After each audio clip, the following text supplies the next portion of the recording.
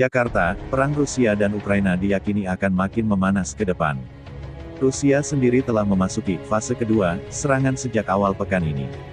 Meski Kremlin menyebut akan fokus ke Ukraina bagian timur, Donbas, Kementerian Pertahanan Amerika Serikat (AS) menyebut serangan Rusia itu adalah awal dari operasi yang lebih besar. Donbas sendiri adalah pusat milisi pemberontak pemerintah Kyiv. Kami pikir serangan ini adalah awal dari operasi ofensif yang lebih besar yang direncanakan Rusia untuk dilakukan, kata pejabat Kemhan AS yang berbicara dengan syarat anonim untuk berbagi rincian baru dari penilaian Pentagon tentang perang.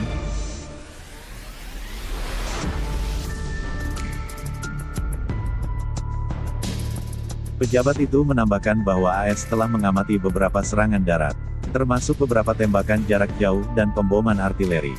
Ia juga mengatakan bahwa belum semua pasukan Rusia telah dikerahkan kembali ke pertempuran di Ukraina. Masih ada yang akan diapason ke beberapa unit.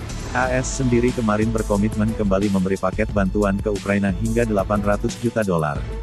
Paket itu juga termasuk artileri. Minggu ini, AS juga telah mengirim meriam howitzer ke pasukan Ukraina, senjata berat yang membutuhkan pelatihan untuk digunakan. Senin, juru bicara Pentagon John Kirby mengatakan anggota layanan AS akan melatih sejumlah kecil orang Ukraina tentang cara menggunakannya. Sementara itu, Ukraina pun mengakui skala pertempuran yang makin meningkat terutama Donbas. Bahkan, kota Kremina disebut telah jatuh ke tangan Rusia dan pertempuran hebat masih terjadi di Donetsk dan Izium. Meski Rusia mengaku fokus ke serangan di Ukraina Timur, seorang pejabat kepresidenan mengatakan tak ada wilayah yang aman lagi di negara itu.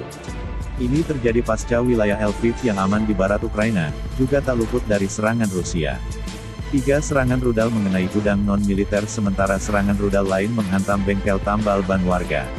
Akibat serangan ini, sebanyak 7 orang tewas. Sejak diserang Rusia tanggal 24 Februari UNHCR mencatat 4,9 juta warga Ukraina telah meninggalkan negara itu.